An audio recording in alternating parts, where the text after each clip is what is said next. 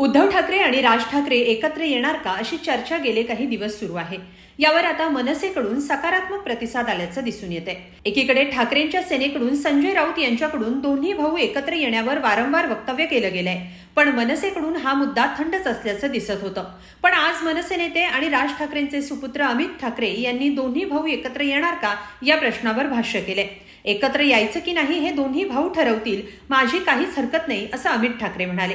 त्याचवेळी प्रस्ताव कोण कुणाला पाठवणार यावरही अमित ठाकरेंनी सूचक वक्तव्य केले। नेमकं अमित ठाकरे काय म्हणाले, संजय राऊतांनी राज ठाकरेंनी एकत्र का यावं याचं काय कारण दिलंय, हे सगळं पाहूया या व्हिडिओतून। राज्याच्या राजकारणात केंद्रस्थानी असलेल्या घराण्यांपैकी एक ठाकरे घराणं। याच घरातले दोन भाऊ राजकारणात मात्र वेगळ्या वाटेने जात आहेत। गेली काही वर्ष ठाकरेंनी आपापल्या पक्षाकडून एकमेकांविरोधात उमेदवारही उभे केले, पण आता याच ठाकरे बंधूंची दिलजमाई होणार का याची चर्चा सुरू आहे। याचं कारण उद्धव आणि राज ठाकरे या दोघांनीही जाहीरपणे एकत्र येण्याबाबत सकारात्मक असल्याचं बोलून दाखवलं, पण त्यानंतर बराच काळ गेला तरी युतीच्या या प्रस्तावावर चर्चा किंवा पुढचं पाऊल पडलेलं दिसत नाहीये। संजय राऊत यांच्याकडून ठाकरेंची सेना या युतीबाबत सकारात्मक असल्याचं सांगितलं गेलं, पण मनसेकडून काहीच प्रतिसाद येत नव्हता। अशातच माध्यमांनी अमित ठाकरेंना यावर प्रश्न विचारला आणि अमित ठाकरेही खुलेपणानं युतीच्या चर्चेवर बोलते झाले। दोन भाऊ एकत्र येणार का, कधी येणार, तुम्हाला काय वाटतं असा प्रश्न पत्रकारांनी अमित ठाकरेंना विचारला। त्यावर दोन भावांनी एकत्र यायचं की नाही हा त्या दोन भावांचा प्रश्न आहे असं अमित ठाकरे म्हणाले। पण मग युतीचा प्रस्ताव का पुढे येत नाही, तो पुढाकार कोण घेणार असाही प्रश्न अमित ठाकरेंना विचारला गेला। त्यावर ते काय म्हणाले पाहूया। माझी भूमिका एवढंच आहे, तुम्ही जे दोन भाऊ बोलताय, मला वाटतं त्या दोन भावांनी बोललं पाहिजे। आम्ही खाली बोलून काही फरक पडणार नाहीये, मला काही इश्यू नाही दोन भाऊ एकत्र येणार। पण मी 2014-17 बघितलंय, 2014-17 सोडा मी कोविड काळात बघितलंय, जिकडे मला वाटतं उद्धवजी मुख्यमंत्री होते। राजसाहेबांनी तेव्हा उद्धवजींना पहिला फोन केला की हे भीषण एक आजार आलाय आपल्यावर, त्याच्यामुळे कुठचंही सरकार असो आपण त्यांची साथ दिली पाहिजे। आणि मी अनेकदा बघितलंय फोन कॉल, तर मला वाटतं त्यांची इच्छा असेल तर त्यांनी फोन करावा। हे मीडिया समोर बोलून किंवा वर्तमानपत्रात बोलून काही अशा युत्या होत नाही। सगळ्या गोष्टी मीडिया समोरच बोलतात, कुठे ना कुठे प्रस्ताव जो असतो, जो लेटर असतो, प्रस्ताव असतो, एकमेकाला भेटणं असतं। कारण एकीकडे वक्तव्य राजसाहेबांनी मला वाटतं त्यांच्याकडे एकमेकांचे नंबर आहेत, ते बोलू शकतात। ते होताना त्याच्यामुळे मी तुमच्या समोर येऊन काही होणार नाही। आणि हे जे येतोय ते कशासाठी येतोय तुम्हाला पण माहिती आहे, जे बोलतायत सकाळी उठून ते कोणाला फसवता तुम्ही। ते दोन भाऊ आहेत, ते बोलतील नाही का यावेळी पुढाकार त्यांनी घ्यावा, कोणीही घ्यावं, मी नाही घेऊ शकत। आम्ही जे विरोधक आहेत ते असं म्हणतायत की दोन्ही ठाकरे जरी एकत्र आले तरी आमच्या किंवा इतर पक्षावर कोणताही परिणाम होणार नाही, हे शून्य आहे, कसं पाहिजे? नाही, मी जोपर्यंत काही होत नाही तोपर्यंत मी त्याच्यावर वक्तव्य करणार नाही। पण तुमची इच्छा आहे का एकत्र यायला? तुमची काय इच्छा आहे? परिवारातील सदस्य तुमची इच्छाच नाहीये। पत्रकार कशी यायची? माझी राजसाहेबांची जी इच्छा आहे ती माझी इच्छा आहे। युतीसाठी आम्ही सकारात्मक आहोत याचा पुनरुच्चार खासदार संजय राऊत यांनी केलाय। ठाकरेंचे नेते एका सुरात युतीसाठी आग्रही असल्याचं राऊत म्हणाले। या फार जुन्या संज्ञा झालेल्या। मला इतकंच माहिती आहे की मुंबईवर ज्या प्रकारचं भारतीय जनता पक्ष पुरस्कृत अडाणीचं अतिक्रमण आणि आक्रमण सुरू आहे, हे मराठी माणसाला जमीनदोस्त करण्याचं आणि महाराष्ट्रापासून मुंबई तोडण्याचं फार मोठं षडयंत्र गुजरातच्या भूमीवर रचलं जातं। दिल्ली आहेत पण गुजरातच्या भूमीवर रचलं जात आहे। मुंबई तोडण्याचं आणि मुंबईतला मराठी माणूस कायमस्वरूपी उद्ध्वस्त करण्याचं।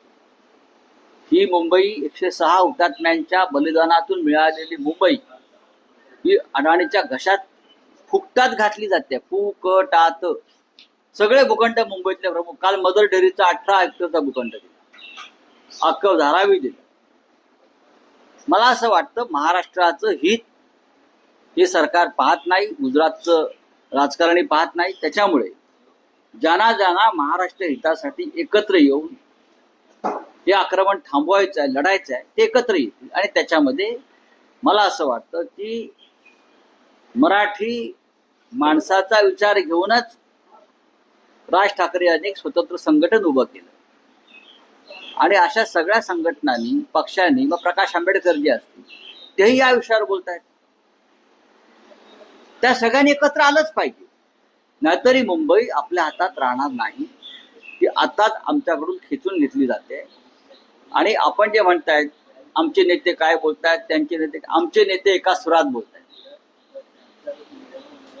आमचे पक्षप्रमुख किंवा माननीय आदित्य ठाकरे हे एका सुरात बोलतायत की आम्ही सकारात्मक आहोत. याच्यावरती कोणी आक्षेप घेण्याचं कारण नाही. आमच्या भावना निर्मळ, स्वच्छ आणि स्पष्ट आहेत की महाराष्ट्र हितासाठी आम्ही कोणताही त्याग करायला तयार आहोत.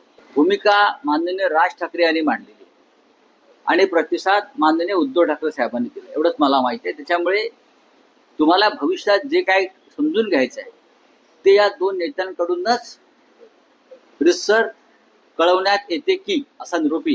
पण रोज रोज आम्ही सकारात्मक आहोत असं बोलून युती कशी होणार असा सवाल करत युतीचा प्रस्ताव राज ठाकरेंकडे आला तर पुढे विचार होईल असं मनसे नेते संदीप देशपांडेंनी म्हटलंय. पण रोज रोज नुसतं आम्ही सकारात्मक आहोत असं बोलून कसं काय होऊ शकते युती, हे मला असं वाटतं जे बोलणारे आहेत त्यांनाच माहीत असेल. आमची भूमिका स्पष्ट आहे. ज्या दिवशी सन्माननीय राजसाहेबांकडे हा प्रस्ताव येईल त्या दिवशी ते त्याच्यावर निर्णय घेतील. आता काय झालंय तुम्हाला सांगतो. आता जे झालंय ते हिंदीचा एक शेर आहे तेच चालू आहे, जे शिवसेना उभाटाकडनं चालू आहे.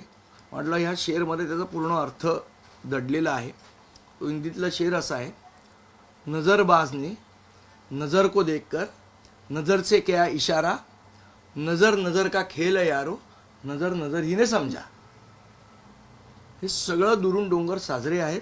याच्यामध्ये कुठलेही ठोस कुठला प्रस्ताव आम्हाला आलेला नाही. ज्या दिवशी येईल त्या दिवशी निश्चितपणे सन्माननीय राजसाहेब ठाकरे योग्य तो निर्णय त्याच्यावर घेतील. हा नजरेचा इशारा सत्ता कधी होता? म्हणजे चर्चा सुरू झालेली आहे. मी तुम्हाला तेच सांगितलं ना, सध्या तर काही नाहीच आहे आमच्याकडे. जोपर्यंत ठोस पर्यायी कुठला प्रस्ताव येत नाही तोपर्यंत त्याच्यावर आम्हाला उत्तर देता येणार नाही. आणि त्याच्यावर जो काही निर्णय घ्यायचा आहे तो राजसाहेब घेतील. ठाकरेंकडून पहिला प्रस्ताव यावा अशी. हे बघा असं आहे, 2014 आणि 2017 आमची जीप मोडलेली आहे. त्यामुळे आम्ही ताकसुद्धा फुंकून पिणार आहोत. एकंदरीत ठाकरेंची सेना युतीसाठी जशी आग्रही आहे तशीच मनसेनंही एक पाऊल पुढे टाकल्याचे दिसून येत आहे. याचं कारण युतीच्या चर्चा सुरू असताना संजय राऊत यांच्या एका पुस्तकाचं प्रकाशन झालं.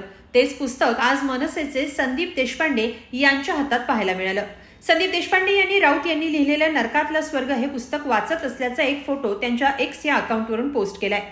त्यावर लपवण्यासारखं काही नाही असं कॅप्शनही दिलंय. तर तीच पोस्ट रिपोस्ट करत संजय राऊतांनी हे पुस्तक सर्वांसाठी असल्याचं म्हटलंय. थोडक्यात ठाकरेंची सेना आणि मनसे हे पक्ष राजकीय परिस्थितीनं वेगळे आहेत, पण आता मन जुळतायत का? सेना आणि मनसेच्या मनोमिलनाचं काय, या प्रश्नाचं उत्तर लवकरच मिळणार का, याची उत्सुकता आहे. तुम्हाला काय वाटतं? कमेंटमध्ये नक्की लिहा आणि lokmat.com ला सबस्क्राईब करा. धन्यवाद.